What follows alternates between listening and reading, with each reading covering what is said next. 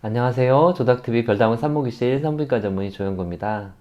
지난번 강의를 듣고 탯줄에 대해서 잘 이해하시고 탯줄에 대한 그런 두려움이 많이 가라앉으셨습니까? 태아가 탯줄을 감고 있더라도 태아의 건강에 이상이 없기 때문에 혹시 초음파상에서 그런 탯줄이 감겨 있더라도 너무 걱정하지 않으시길 바랍니다.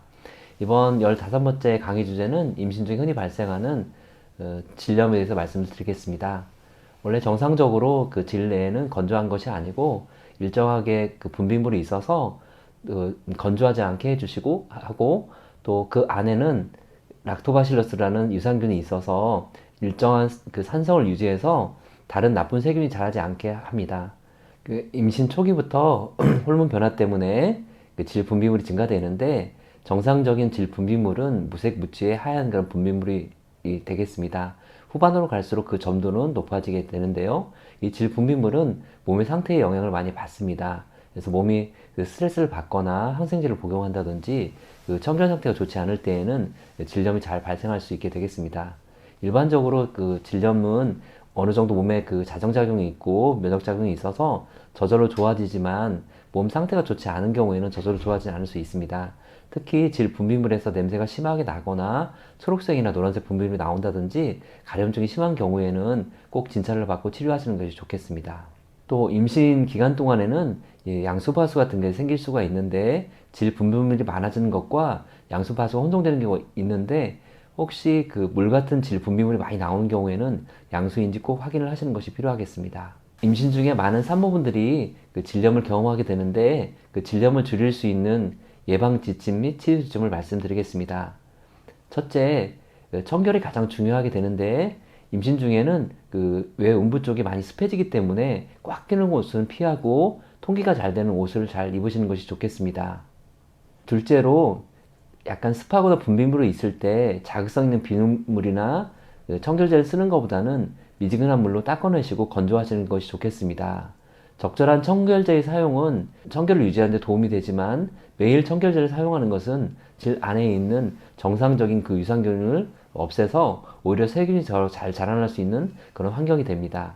따라서 그 청결제를 사용하실 때에는 일주일에 한두 번 정도 사용하시는 것이 좋겠습니다.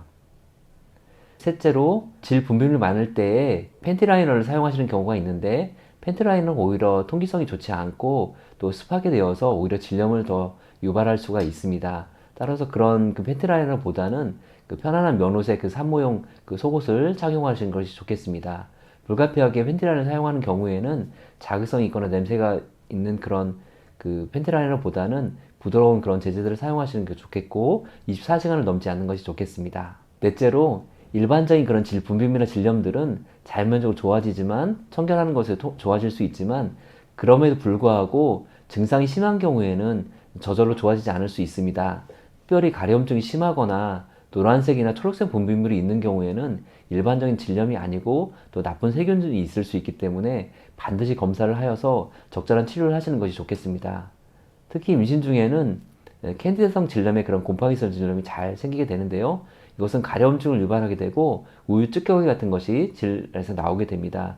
이런 경우에 질정제나 또 연고를 사용하여서 치료를 하시는 것이 좋겠습니다. 그러니까 병원에 가서 검사를 하시게 되면 여러 가지 균들이 나올 수가 있는데, 특별히 꼭 치료해야 되는 균을 말씀드리겠습니다. 명칭이 좀 어려운데요.